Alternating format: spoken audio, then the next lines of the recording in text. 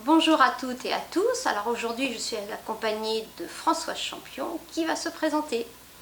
Françoise Champion, je suis adjointe à la solidarité, à la petite enfance et au logement social. Aujourd'hui, alors beaucoup de travaux sur notre commune, nous allons vous en reparler. Nous allons évoquer aussi le logement social et parler de la rentrée qui approche à grands pas. Voilà un été qui se termine, une rentrée qui approche. Alors, cet été n'a pas été synonyme de pause pour la commune d'Herbignac, puisque vous avez pu constater, de nombreux travaux ont eu lieu et d'autres sont encore à venir.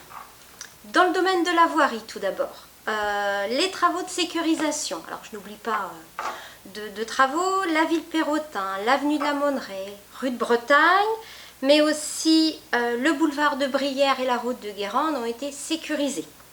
Donc, ce sont des travaux aujourd'hui terminés. Ce fut aussi pendant quelques jours l'enrobé de l'avenue des Sports qui a été réalisé. Et d'autres travaux sont à venir ou sont en cours. Donc on a tout d'abord l'enrobé du boulevard de Brière. Il sera fait entre le 31 et le 2 septembre. Vous avez vu les petits panneaux d'information. Ça va être des travaux réalisés de nuit avec une déviation par le centre-bourg. Donc une installation de signalétique, de feux tricolores pour sécuriser cette traversée du centre-bourg. Un boitage a été effectué auprès de tous les riverains concernés, ainsi que les entreprises. N'hésitez pas à aller sur le site internet de la mairie, il y a toutes les informations. Et si vous avez des questions, n'hésitez pas à appeler en mairie. Pour continuer cette liste de longs chantiers sur notre commune, d'autres travaux sont programmés. Du 7 au 18 septembre, Cap Atlantique va réaliser des travaux sur la RD 33, c'est la route d'Acérac, avec des travaux sur le réseau d'eau. Alors la route ne sera pas coupée, il y aura une circulation alternée. Restez prudents cependant. Enfin, le parking du Boulodrome est en cours de réalisation par l'entreprise Charrier et devrait se terminer d'ici quelques jours. Donc vous pouvez constater que de nombreux travaux sont à venir ou ont eu lieu. Nous avons bien conscience des désagréments occasionnés, de toutes les contraintes. On s'efforce de communiquer au mieux et nous vous remercions de votre compréhension. Nous allons maintenant évoquer la partie logement et notamment le logement social. C'est Françoise qui va faire cette présentation. Eh bien, j'avais envie de vous parler du logement social sur Herbignac. Aujourd'hui, Herbignac, c'est 183 logements sociaux, dont 74 pavillons. C'est aussi 3 bailleurs sociaux, Espace Domicile, Habitat 44, Atlantique Habitation et très prochainement un 4e avec la Silène. 2 chantiers en cours, une livraison pour début 2021 de 23 logements à proximité de l'école Marie-Pape Carpentier et un projet qui devrait se finaliser en 2022 par la Silène avec 20 logements à proximité de l'école René Guicadou. Le logement, c'est aussi 4 logements communaux, 2 à Pompa et 2 au centre-bourg, pour lesquels la collectivité réalise des travaux de réhabilitation importants et surtout travaille sur l'énergie en changeant les chaudières ou en mettant des radiateurs adaptés aux ressources des familles qui y habitent. C'est aussi 3 logements d'urgence qui sont situés en centre-bourg, qui sont destinés aux Herbignacais en rupture de logement pour divers motifs, violence intrafamiliale, incendie, pour des occupations qui peuvent aller de 3 à 6 mois. La municipalité a à cœur de poursuivre son action en faveur du logement social et plusieurs terrains ont déjà été repérés. Une programmation sera effectuée dans les prochains mois.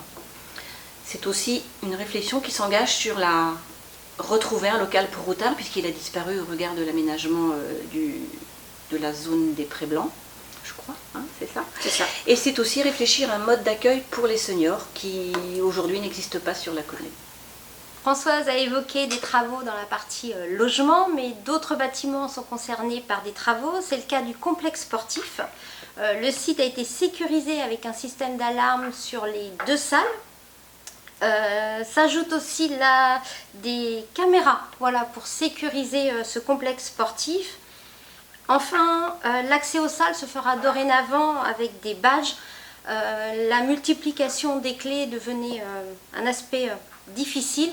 Donc aujourd'hui, avec le système de badge, il y aura, je pense, un meilleur contrôle sur les accès aux 2 salles. Toujours dans le domaine des bâtiments, 3 nouvelles aubettes ont été installées.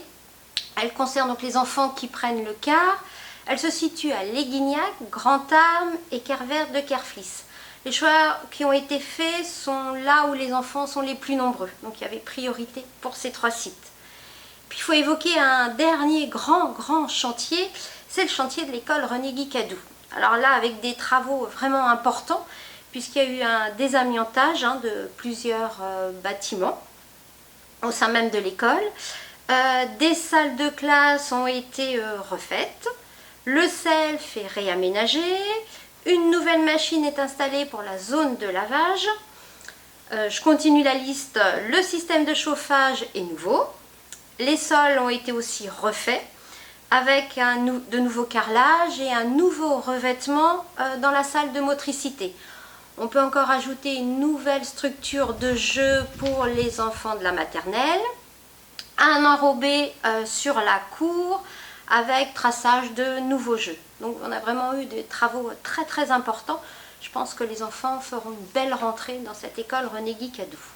En ce qui concerne la rentrée scolaire, tous les enfants seront accueillis à l'école, mais aussi au périscolaire et en centre de loisirs. Nous essayons de reprendre un fonctionnement le plus normal possible, mais avec le respect des gestes barrières, le lavage des mains, le nettoyage et l'aération de l'ensemble des locaux. La rentrée donc approche très vite, mais les activités sportives ont déjà repris pour certaines associations.